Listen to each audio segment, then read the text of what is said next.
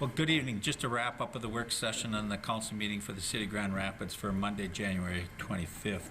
Work session was interesting this evening in that we had two topics on the work session. Pat Hellberger and Barb Veit were in once again talking about plastic waste in not only the City of Grand Rapids but across the country and the world on the impact that it is having on the environment. So that's quite an impact. We're looking to do some follow-up work as a council, working with businesses within the city limits of Grand Rapids on what potentially we can do to help mitigate the amount of plastics that's being used within the city that has a devastating impact on the environment. Second part of our work session was around Public Works and the Police Department. They were in looking at the 5-year capital equipment purchase plan for both areas. As we got into the numbers a little bit, we found that for the next 3 years under capital replacement of equipment, we're actually in pretty decent shape in that it should be neutral on the levy impact on the residents of Grand Rapids, but in years 4 and 5, and keep in mind this is if everything went as proposed under the 5-year CIP. We all know that things change over the course of 5 years, but they will be bringing back their requests for equipment purchases for 2016 later on in our February meetings. It looks favorable right now. There'll probably be some additional council work and questions that we'll have, but we're in pretty good shape for looking at and supporting both equipment purchases in the PD and Public Works. On the consent agenda, pretty small whole agenda for the council this evening. Under consent, just a couple of ones that I'd like to touch on. 5 temporary liquor licenses for the McRosty Arts Center.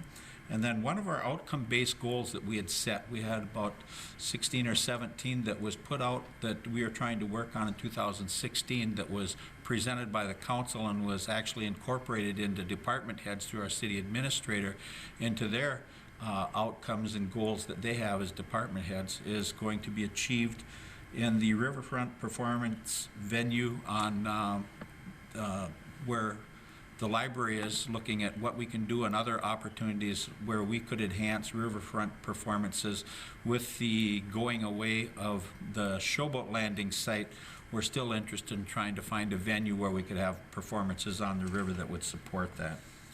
We had a public hearing this evening. Apadan Holdings was in talking about a piece of property up on 169, the ProBuild building site. In 1975, there were some easements granted underneath some of that property, and actually the building where Health and Human Services for the county is, it sits on top of that facility as it is, so we are interested in cleaning up those easements, and we did that. As a result, now they can go forward with building proposals and reconstruction proposals and what they may have for that piece of property up on the corner of 169 13th and the back side of it being 2nd Avenue.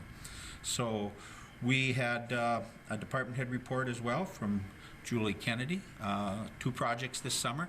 5th Street is going to be the major project, and then we'll be doing 8th Avenue from the middle school improvements on safe routes to schools. We'll be putting a sidewalk in on the east side of 8th down to 4th, which would be 169 headed to Coleraine, and from there on the south side of 169 going from Rays all the way down to the Horn Bridge, it would move over to the west side of the road in that area. So Julie is working with the businesses and public utilities on removal and movable of some power boxes along there, but those are 2 projects they will take into effect once school is closed after June, with a completion date sometime by August. I believe it was 26th though.